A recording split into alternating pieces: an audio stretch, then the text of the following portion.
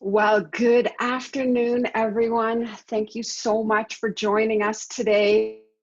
If you are joining us from the GTA, the Greater Toronto Area, you are going to see that we have quite a cloudy day today. So this is an awesome opportunity to sit back, learn a bit more about decluttering, and get your house in order for spring. It's a wonderful opportunity I hope to share with you. Thank you for being here. My name is Sharon Parento, and I just wanted to let you know that we can do some interactive Q&A at the end of our presentation, and you are welcome to find the chat box by hovering your mouse over or your cursor over the More button, and there's a place there to type in your questions or comments. So let's just take a survey while we begin and get everybody situated. If you could just find that chat box and type in where you're watching us from, that would be really helpful. And plus, it allows you to feel more comfortable about asking your questions later on if they arise, okay? So let's get started. Oh, look at this. Great job. Okay, so many of you seem to be expert Zoomers, so let's get going on this. There I am. My name is Sharon Parento. I'm a realtor with Keller Williams, but I want you to rest assured that my purpose here today is not to sell you on myself, but really to come from contribution. That is one of my business principles and practices. We've been doing these seminars in person, and it was so much fun to be able to be interactive and have a little coffee and maybe a croissant. And now we've had to adapt everything and we are online. So good for you for being here today. This is a very, very common question and concern for people that I encounter who might be thinking of downsizing. But regardless of where you are in your real estate journey, this is something that every single person can benefit by. And this conversation about what to do with the junk in the basement or the garage, whatever it is that is kind of creating an obstacle for you, we hope to address with you today. So I really love the opportunity to reach out, speak to people, help them with their pressing issues related to the real estate business. It comes from my background as being a grade 6 teacher, and I hope you find what we have for you today and also what we're going to be sending to you beneficial. Okay, so enough about me. There they are. Look at that happy couple. Look at them. They are so happy because you know what? They're decluttering. that's the message today. We are going to talk about some of the mindset issue that is really around decluttering. Like, don't get me wrong. I know that there is practical issues that hold people back from decluttering, but I'm going to suggest to you, my working hypothesis in this presentation is that a lot of what we've been doing is procrastinating. And I want to give you some very tried and true strategies for overcoming that procrastination obstacle.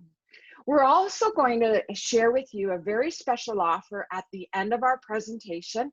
And this is for people, regrettably, who are in Toronto region only. I'm sorry if you're watching from other places, but this is something that we have as a special event planned for our neighborhood. Okay, so stay tuned. So let's just talk about decluttering and what really is the obstacle that clutter creates in our lives. There's been a lot of research about what the costs are of living in a cluttered environment. We know that it's a very difficult beginning process, that a lot of people aren't sure where to start, so they just keep deferring the question or the problem.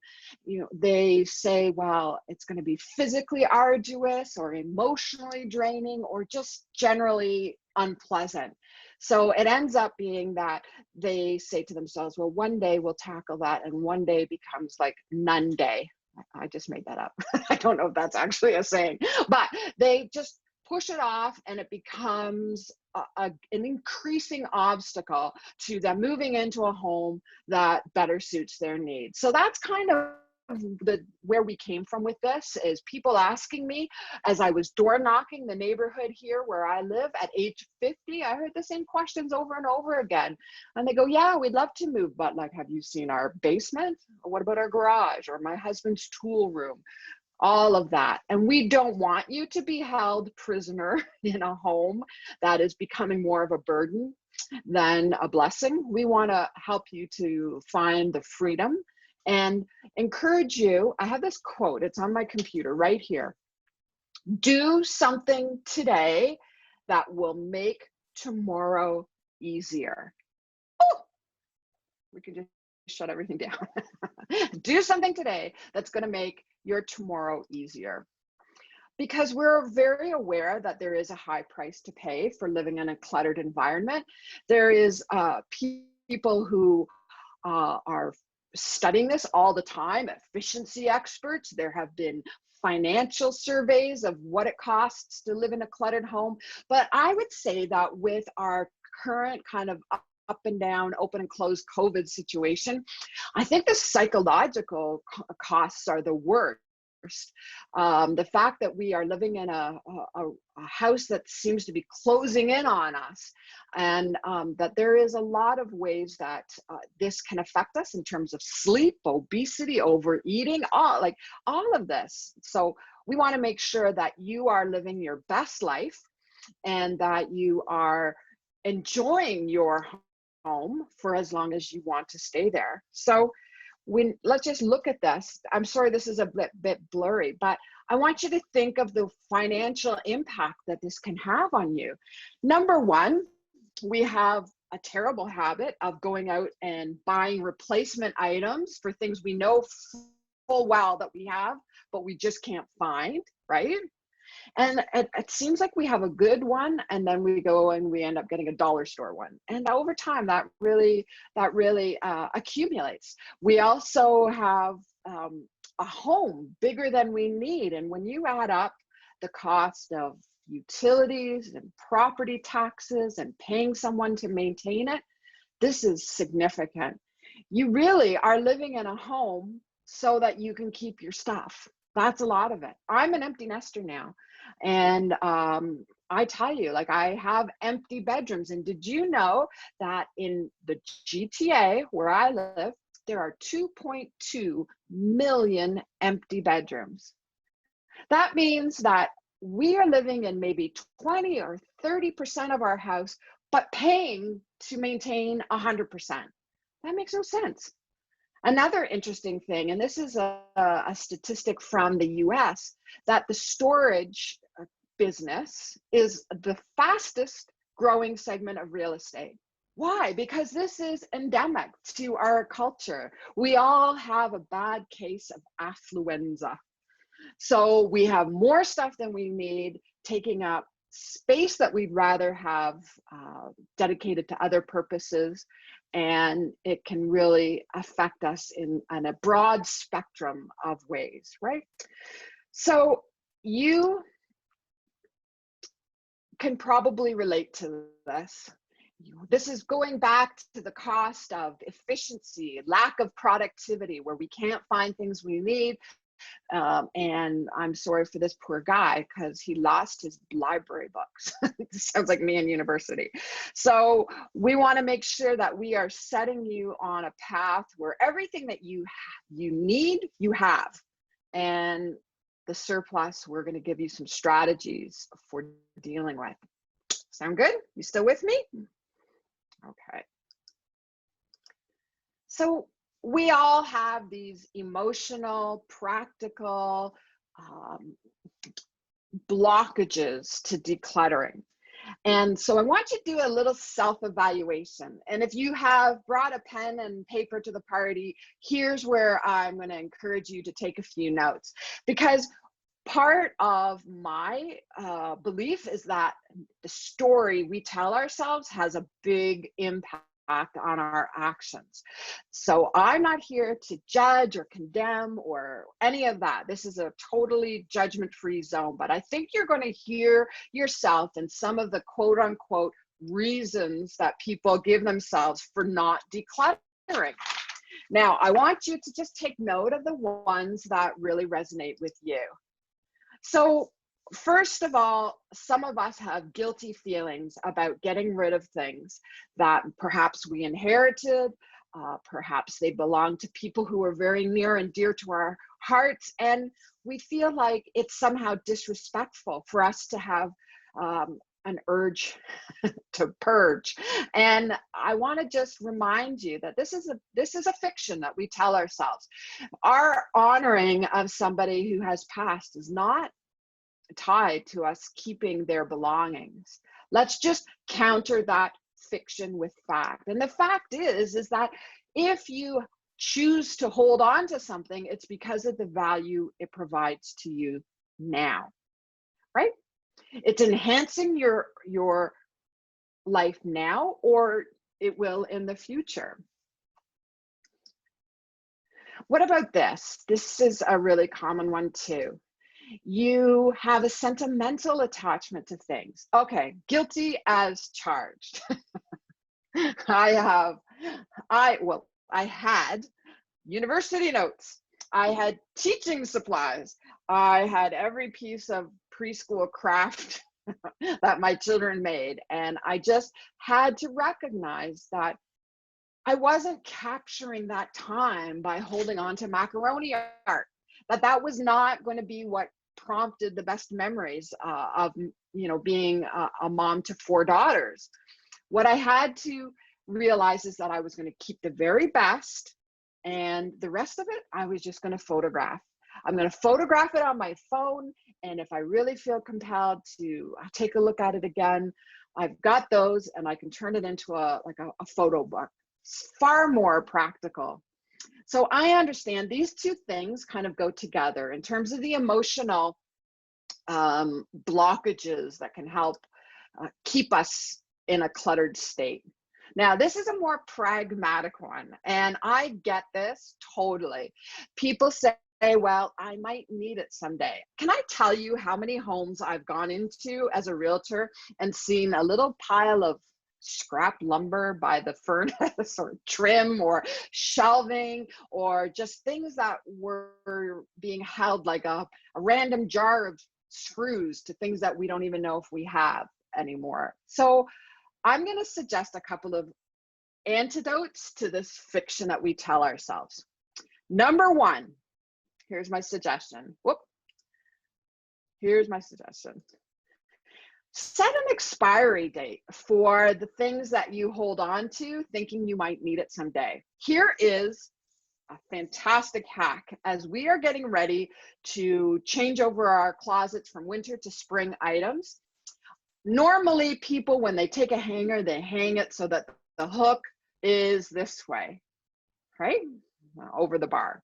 I'm going to suggest that you hang the clothing this way, backwards.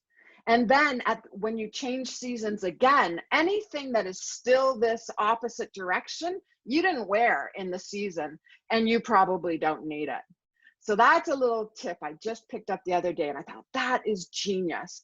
So set an expiry time for this. For example, holiday decorations. If you didn't put it up this year, you probably don't need it. And if you're like me, you probably have like a good box and a kind of hanging on box of stuff.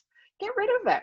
And especially things like hardware and crafts. Can I just tell you that if you ever actually genuinely needed it again, you have the means and the resources to be able to replace it. But I'm going to tell you, there's probably a 75 or 80% chance you will never miss it if you get rid of it. Okay, so I know that many of us are frugal and value-minded, but let's just go back to that evaluation of holding on to stuff and the actual price you're paying in terms of maintaining your house for stuff that you may need someday. Crafters, you're the worst about that. Or this idea that you spent good money on it. Okay, now this is in the realm of the brown dining room furniture.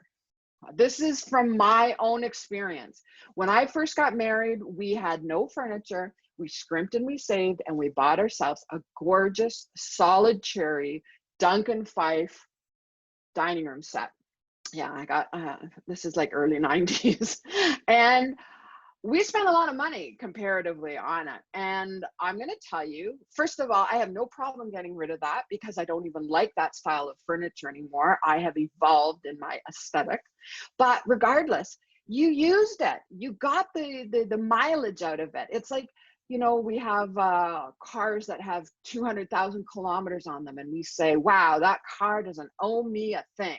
Same thing with your dining room set or the other things that you feel like have some kind of intrinsic value that you would be wasting somehow. I don't want you to be wasteful, but I do want you to count the cost in the ways I've described.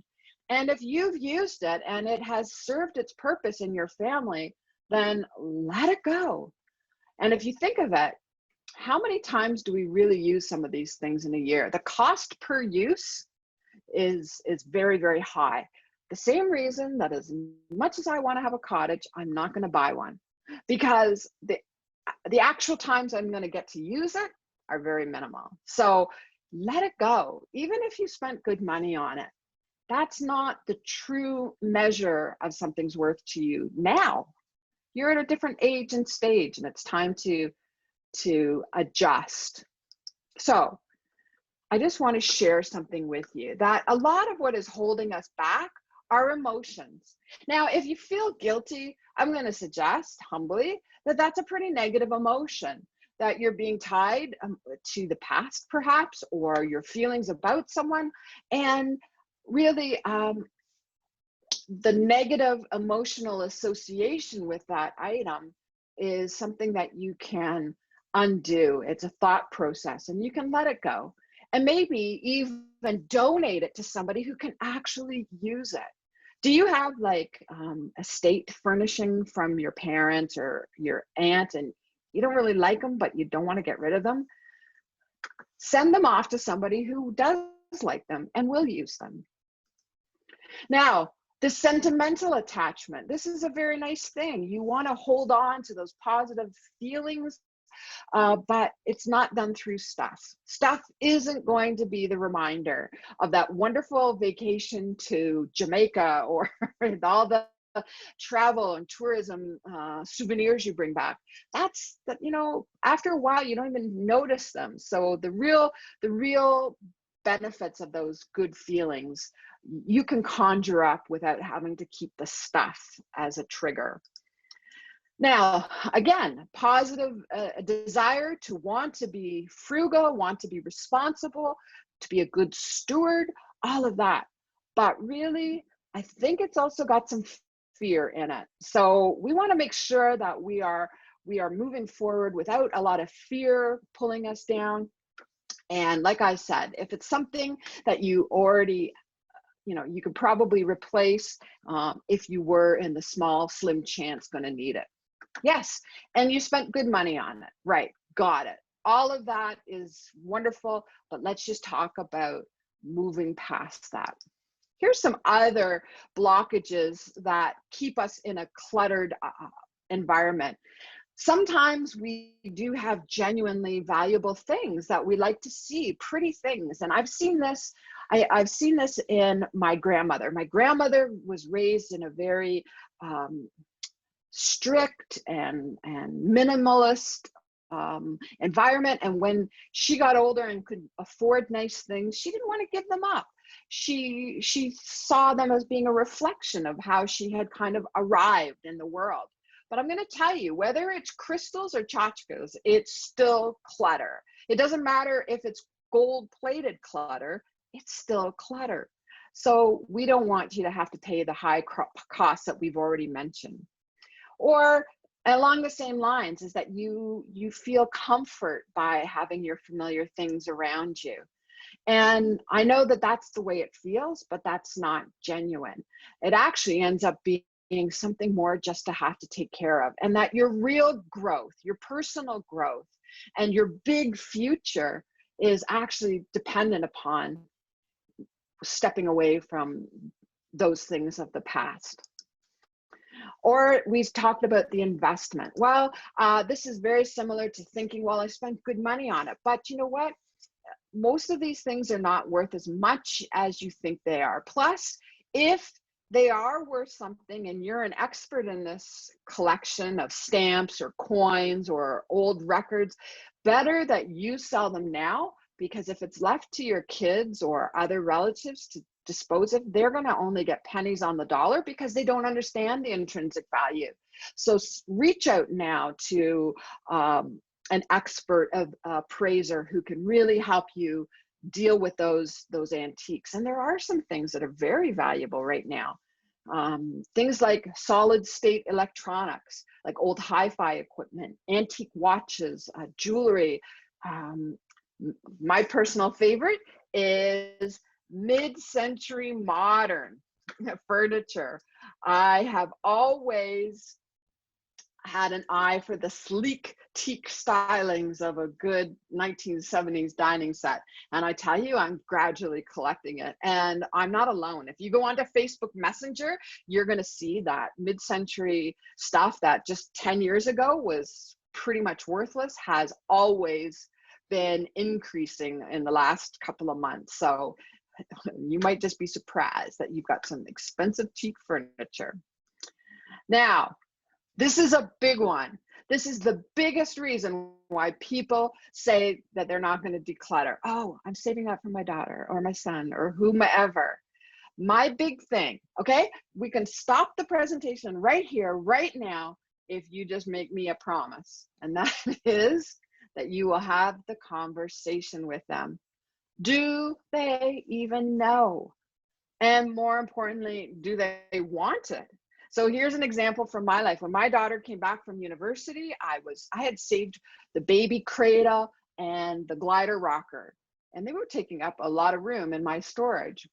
And my daughter said, get rid of those. Mom, they're not safe. They're not up to today's safety code, and nobody wants them. And I had to realize that that was true. So we put it out to the curb on a sunny day, and within 20 minutes it was gone. And I was grateful to know that somebody who did want it was going to use it. So have the conversation with them. Do they even want it? And if so, when are they coming for it? Because seriously, you're not the storage center, right? You might have fallen into that. But if we're going to be intentional about how we move forward, they need to know that there's a finite time limit to how long you're willing to hold on to it for them. So the kids move out, they leave all their stuff, and we've got to somehow sort through it. So let's just stop and realize that whatever quote unquote reason you're giving yourself, you could just externalize that, step outside and say, well, what would I say to my friend who was telling me the same thing? If I haven't covered it here, these are the common ones that I run across. This is some of the pushback that I receive from clients. But what is it that you would say if it doesn't fall into these 8 categories? What are you telling yourself that makes you want to hold on to stuff beyond what you genuinely need? So here's a chance to move from evaluating to eliminating. What's your clutter fiction? What are you telling your stuff? Okay, so one of our participants says you're not an empty nester if you're storing your kids' stuff. So true, so true. And I think that we can all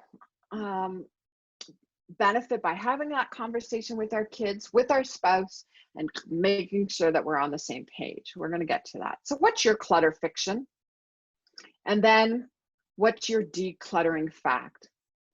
So I've given you the fictions, I've given you the facts, and it's up to you to apply it to yourself, your own situation. We're just going to pause here while you take a personal inventory for just a brief second.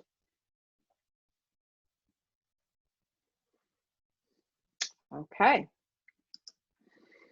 One day, Cheryl, all this will be yours. Again, go ask Cheryl, do you even want this stuff? I'm going to suggest that our kids, especially, are not collectors in the way that we were or our parents' generation was. And they don't do the big entertaining. They don't need 2 sets of dishes and crystal and all of that. They use the kitchen dishes. Life is a lot more casual. And okay, so Janet wants it. No, Janet, no, that's not the purpose here. You're not allowed to get more stuff from Janet. I mean, from instead of Cheryl. So we don't entertain this way.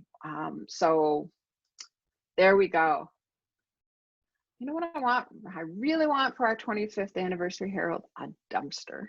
Oh yes, my neighbors have a dumpster, and I'm gonna tell you, I am so envious. Wouldn't that just be so amazing, just to get a dumpster, back it up, and fill it with all your stuff that you don't want? Yeah. So I love the idea of getting a dumpster, and for me, it says big renovation, money being spent. But anyways, so let's just move on and see, how are we going to conquer this? Some clutter busting strategies for successful home sales. And that's what the presentation is geared towards, is that I am a realtor, like I mentioned at the beginning, and I'm going to tell you that this is the #1 thing you can do to help your home sell quickly and for more money, and that is decluttering. Even if you weren't to do big renovations or whatever, this is I'm going to suggest to you that for every $100 for every bag of stuff you take out, it's worth $100. So there's the carrot. Let's really reflect on this as to how we are going to start. Well, we're going to prepare to do battle. I'm using this kind of a military metaphor because this is a battle. And in the same way that we don't just decide one day to enter into some big project without doing some preparation, this is where we're at here now. We're going to start strong. First of all, we are going to establish our D-Day, and D-Day stands for decluttering. And I'm going to tell you why this is an important step in first accountability and also overcoming that procrastination. When you write it on the calendar, it gives you a definite start date, and it's going to be much more likely that you actually begin and stop pushing it off endlessly. The other thing is that you might want to start it on a day before, a couple of days before your garbage day, so that you have everything in order and right out to the curb, and it's not hanging around unnecessarily. I'm also going to suggest that you might want to buddy up with a friend, and then that way you are both working to help keep each other motivated and reach your goals of decluttering.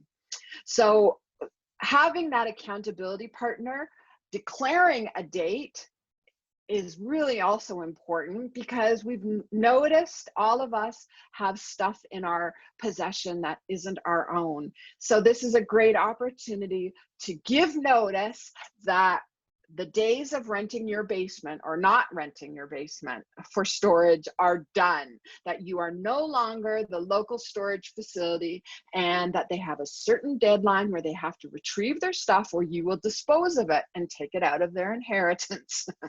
Or if they're politically minded, that you are going to sell it all and donate the money to their least favorite political party. So I have a very yeah, I'm not going to say, I have a political daughter, and so I know exactly, if I was to have to use this strategy on her, I know exactly who I would donate the money to. So by doing that, we are also finding that our kids will respond to our level of resolve. If we tell them this is happening and why it's important to us, and if most importantly, if both spouses are on the same page, you're going to see they will respond and help you in your goals. So the third thing we're going to do is we're going to gather our supplies. So this means maybe taking a trip to Home Depot or purchasing those big, huge contractor garbage bags online. That way, as you sort it, you've got a place to put it into. The other thing I really like are clear bins with a lid. We're going to get some disposable boxes for the things that we want to donate, marker, roll of tape, all of these things, so that there's nothing coming between you and your intention. You're going to make this resolve, and everything is going to be in one place so that you can charge through and start making some real productivity occur. Okay, so gathering your supplies and making sure too to spend a bit of time visualizing the end game. So I want you to spend some time preparing for this beautiful new light and bright environment. You're going to have a greater sense of peace of mind. You're not going to be weighed down by all these possessions that hold you down, that like, what's her name? Oh, geez, what was her name? The famous comedian, Joan Rivers, said, never love something that can't love you back, right? So we're going to get rid of all this stuff that is just ties that bind. And maybe you're the kind of person that needs a more tangible reward. Like maybe you're going to have a garage sale or sell things online and then treat yourself to a nice dinner or, you know, a fresh flower, something you wouldn't spend on yourself normally. So we want to make sure that this is not all just drudgery, but there is really an understanding of the benefits that will be derived from it, right? So it's the same thing. I know it's kind of hard to believe it, but I used to do long distance running, and I'm going to tell you that it was so silly. Everybody got these finishers medals, and that was the bling was what we trained for. We trained for the bling. So whatever your bling is, train for the bling. Okay, so moving right along, we have put it on the calendar. We've invited a friend to hold us accountable. We've got our supplies, we've given notice, and we know what we're going to reward ourselves with. What comes next? Well, we are going to start taking back the territory. I want you to think of almost like a chessboard, and we are going to march slowly but surely through the process of getting ourselves back light, bright, and decluttered. Now, just like you wouldn't train for a marathon by doing all of your workouts in 1 week, you're not going to be able to get this all done in a day. And actually, productivity experts recognize that time on task over time is the winning formula, that you do small bits frequently. Now, is that once a day? Is that twice a week? You decide your own schedule, but just being consistent in your application is going to really make a big difference. And we talk about the Pomodoro method as being the preferred productivity goal. This was developed by a European professor who was trying to advise his graduate students about getting focus and productivity. And he found out that 25 minutes was the maximum time of most adults' concentration. And so the Pomodoro method is named after the little kitchen timer that looks like a tomato. So you literally set the timer for 25 minutes and you work on a focused project. And in this case, it's decluttering. And then at the end of the 25 minutes, you have permission to stop, take a drink, go get a cup of coffee, whatever it is. And if you want to do another 25 minutes afterwards, go for it. If not, you're done for the day. So the Pomodoro method really helps to create that consistency that is not overwhelming, right? We don't want to go and work out at the gym so hard that the next day we can't move. We won't go back. I didn't go back, is what I should have said. The other thing we're going to do is we're going to chunk territory. I am going to suggest that while your motivation is high, that you start in the area that needs the most work. Is that your basement? Is that your garage, the craft room, wherever it is? Stay there until it's about 80% done. And I know that a lot of times it's kind of additional circuits, or peeling back the layers of an onion, that we do an initial declutter and then we have to kind of go back and look at it again. And if you see things that you're not sure about, you set them aside and you can come back and do it another day. But by staying in the area that needs your help the most, you're going to find that you see the rewards. If you just kind of go and sprinkle your decluttering around, it doesn't seem to make the same effect. Okay, so we know that chunking the territory, chunking the time, and just time on task is really going to see huge results. Now, it's a little harder with COVID, but if you don't do that, if you can't do this on your own, it may be time to call in some reinforcements. What do I mean by that? Well, a lot of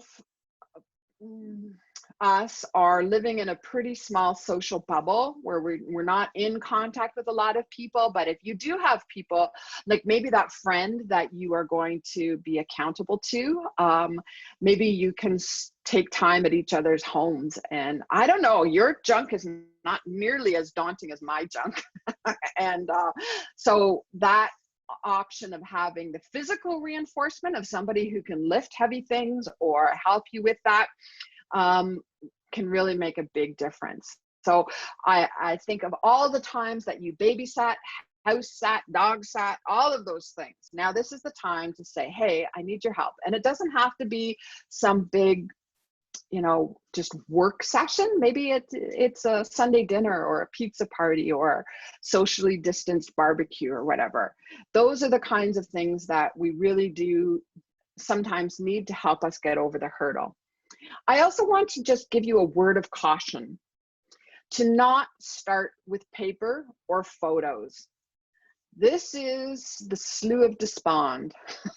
This is where people, they get lost and they never come back. If you run across important papers that need to be sorted through, put them aside and move on. Same thing with photos.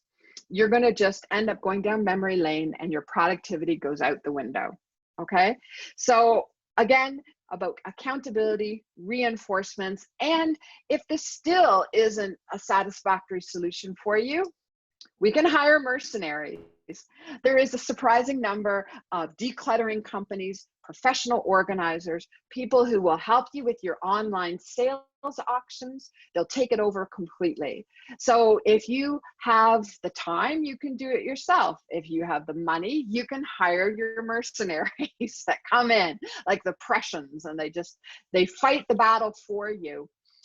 So it could be that, or it could be as simple as hiring one of your grandkids or another relative to help you with those online sales, or just be there as extra strong legs or whatever it is that you need in your situation. So don't be afraid to reach out for help, either professionally or personally on this, because there is a lot available to you. You don't have to do this alone.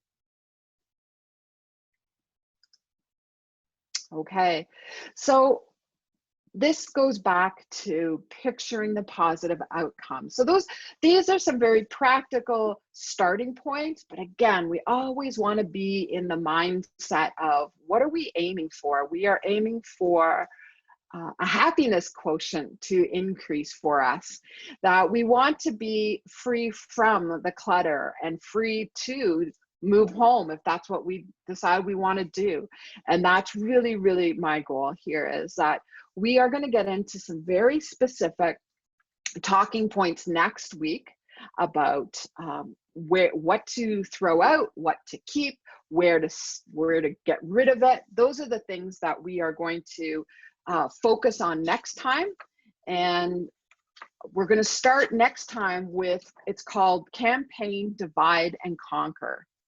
So if you ever want to get down and dirty on this decluttering topic, I want you to come back next week, because we are going to really start deconstructing this enemy called clutter. Okay, divide and conquer. Love that. Your kids have been doing it for years if you have a married spouse, a married partner. So part of our offering, part of our education that we like to do is to give you some takeaways right now. Beyond what we've talked about, we want to get you started in a practical fashion, and that is through our 30-day decluttering challenge. Now, it kind of breaks a bit of our principle, but regardless, we are going to give you a self-contained task, one task per day, in a beautifully crafted email that is going to inspire you so that you can perspire.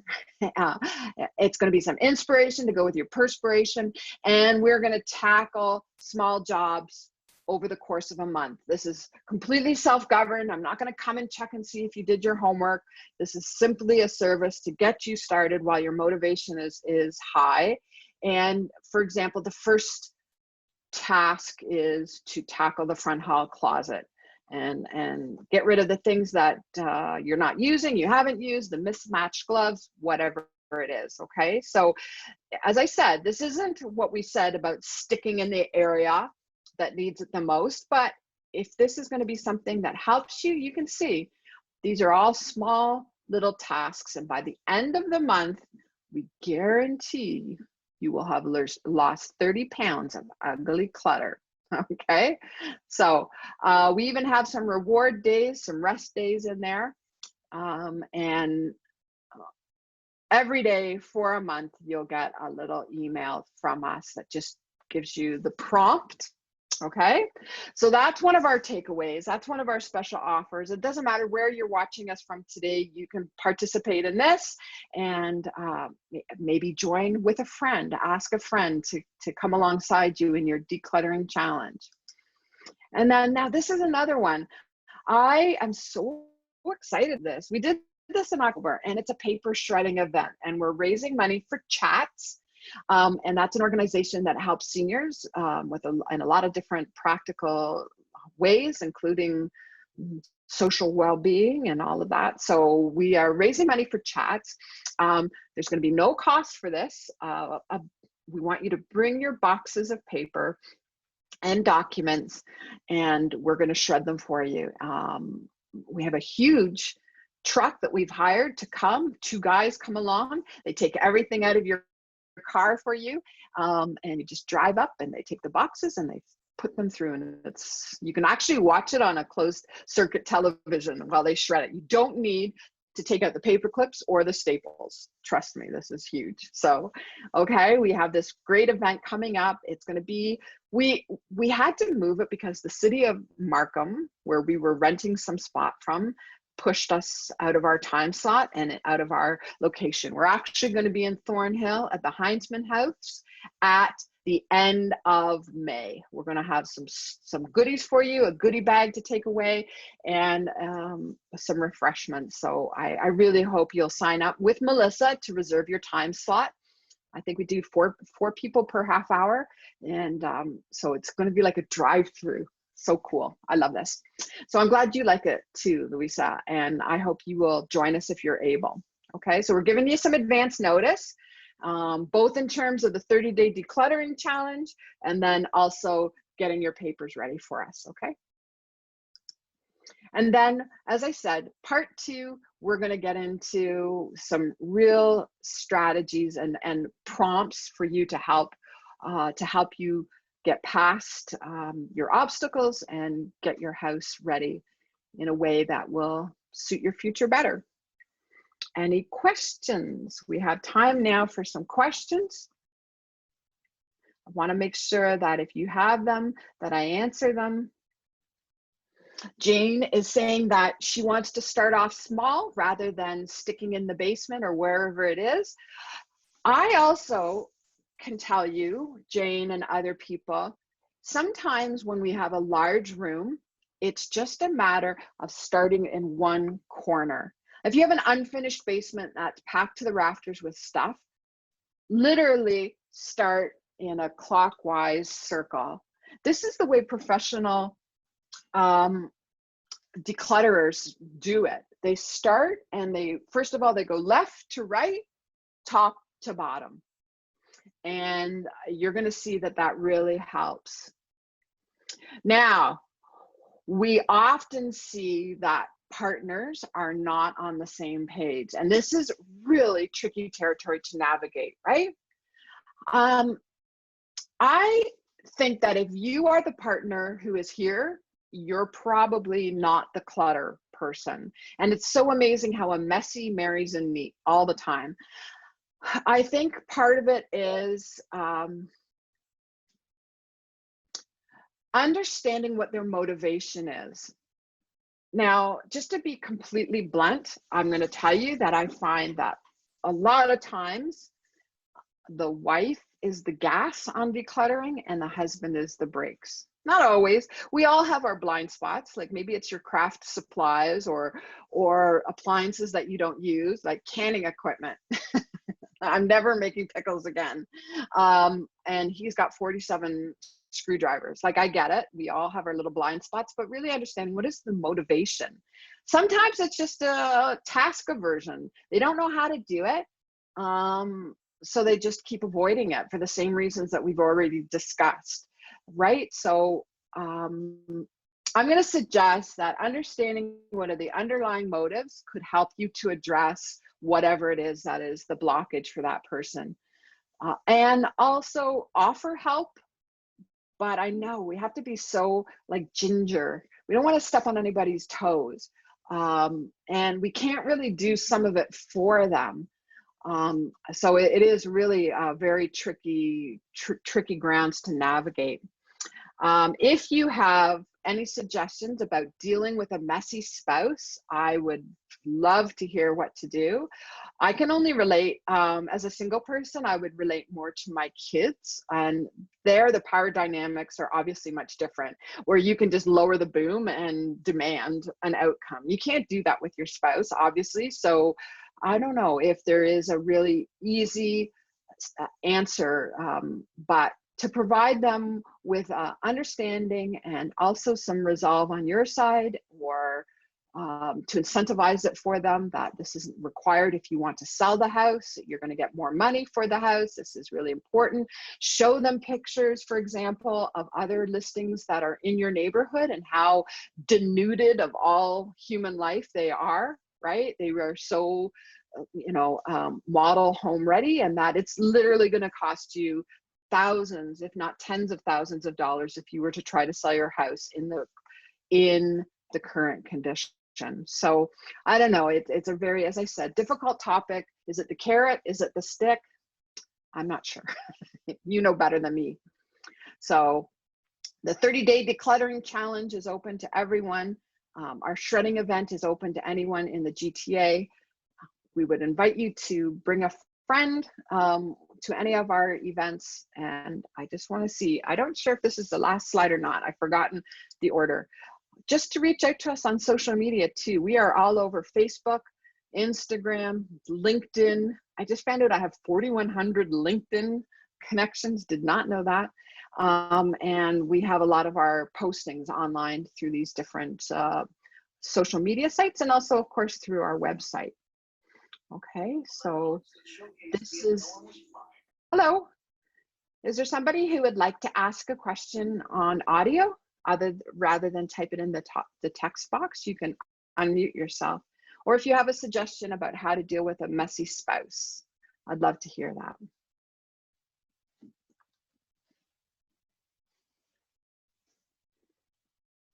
No? I would like to say I'm over at my mother's, and she fell two times, and so now we're trying to get her stuff out of her apartment so that she'll be able to move to. And I got to tell you, 35 years of stuff, and I find out that I'm just as cluttered as she is.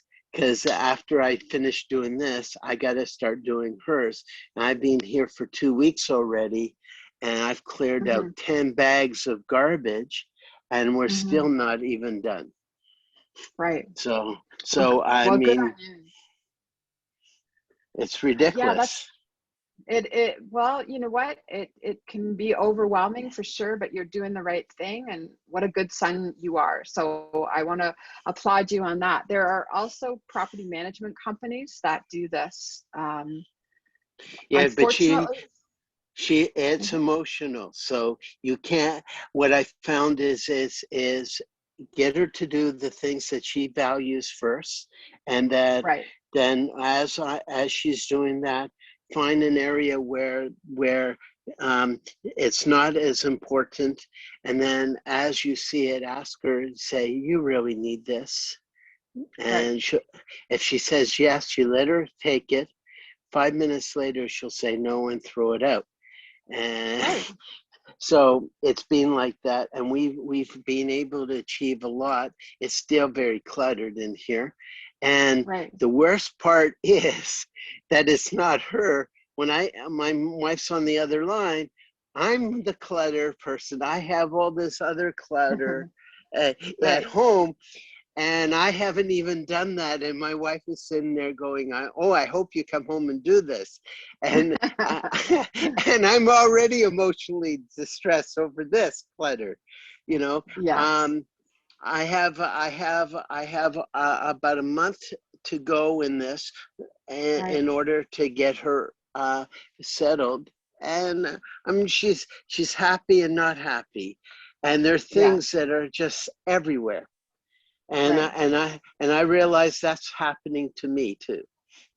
So let's just address this as a double front. You know, you can't fight a war on two fronts. So this is the one that has some urgency to it. And hopefully by seeing this as a cautionary tale, when you're done here, you can find the personal resolve to address it in your own life. But right now, it's clear that your mom's place is the priority. And then, you know, if you've ever had to clear out an estate, then you can just hearken to that situation as the final impetus to get started on your own place, because it's And I gotta awful. And I got to tell you about button collections. And I collected buttons for years. I had Michael Jackson pins and everything that I bought out. And the modern thing was, I was going to get money from it. I went and put it on internet. And every time I put the real button on internet, some foreign country, I'm not going to say which country, copied it and then put out 5 fakes to my one reel. And so you never really get the value of it. And the reason you collect in the first place is personal, and it's Hmm. very hard to get rid of. So if you're trying to get rid of it and you think you're going to get that $5,000 for a Michael Jackson pin, I got $25. And the real pin that I got money from the Michael Jackson pin was a phony Michael Jackson pin from Toy City. It was a knockoff, and I got 3 times more value than the original pins. So I'm just saying that even those things and the money and everything, get Right. what you can from it. Because it's Yes. not really worth the price. You collect it emotionally, and at that time, last year, those worlds, when we were younger in the 50s, 60s, everything is a value. Now, today, not everything is as valued as it is, because they can make knockoffs, make things, and it's not just different. Right. So, So true. And I think that we're learning that stuff is really, as we get older, we would rather trade stuff for experiences, right? And I think that the advice that Shane gives in the chat box about finding a good home for it is really a great antidote to feeling bad about getting rid of it. I think of a company like mm, uh, furniture collection places where they are going to people who are genuinely in need, like the Furniture Bank, where we know that they are going to new Canadians, women who are coming out of the shelter system, people who are setting up a home for the very first time, and they don't need my stuff. I mean, I don't need my stuff as much as they do. So I hate the idea of throwing something out. when I can really provide it for somebody who can make good use of it. So yeah, we can inadvertently start bringing things home from our parents' houses and adding to our situation. So I think as the sandwich generation, we can have things from our kids that they didn't take with them when they left, or we can have things kind of deposited upon us when we see that our parents are struggling to let go of it. If your mom is going into a smaller place, then it's very, very important that she have an accurate assessment of how much she can really take with her. So having a floor plan drawn up, or you know, sometimes it comes down to just a couple of dressers and a sofa, and really to understand that the rest of it has to go. I mean, that might be something that's a gradual conversation for sure, like, but she has to see that otherwise she's burdening you guys with it, right? Well, she's an artist, and she's drawn all these paintings and everything and all this stuff. So I've gotten all the art and all the jewelry and put them in the boxes. And then we're going to go through the dresses, and then we're just going to give them to a charity. And then we're going to go through the furniture, and we're already getting rid of some of the big stuff. So good news. Well, but it's taken a long time. Yeah, of course it is. And just like it wasn't just one day when a big tractor trailer backed up to the front door and dumped it all into the basement. Like, you know, it has gradually accumulated over time. So the process of getting rid of it is also going to take time in reverse. But to know that you are, you know, helping her is really precious. Just one last thing before we go. Have you ever heard of this Swedish death cleaning? This is something I read about online. It's a rather unfortunate translation, but the word being encapsulating the idea that as we get older, we need less stuff, not more. And every year we are like purging a little bit more and a little bit more. And in my imagination, I think that by the time the Swedes are done, they're down to just like 2 sets of clothes, one for the day and one for the box. And the rest of it has all been taken out. And I really just want to encourage us, those of us who are parents and have children, that we don't want to do this to our kids, what we're having to deal with our parents. So thank you for being here. The fact that you decided to be here today is a huge step forward. So congratulations to you that rather than just deferring this decision, you decided to be here today. And next week, we're going to give you some real practical advice about how to get rid of the stuff that you've acquired. Okay, so thank you all. Thank you, Erin, for your input. Really super appreciate it. And the rest of you, I hope we will keep in touch. And we have people who are already signing up for the 30-day decluttering challenge. So yay you, congratulations. And we will look forward to, we have one more question about homemade items like quilts.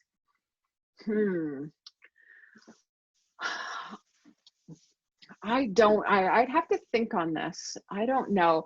One of the things, here's an idea.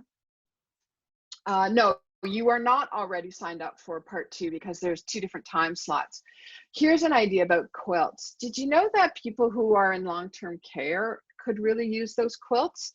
My mom belonged to a guild of a women's guild who made lap quilts for people who were in wheelchairs, and they took the big, like, queen size quilt, and they actually resized it to something that was more like something that would just drape over a person's knees and help keep their legs and feet warm. So that might be something, again, where you know that you're giving it to somebody who will really appreciate it and find comfort in it. So that might be an idea.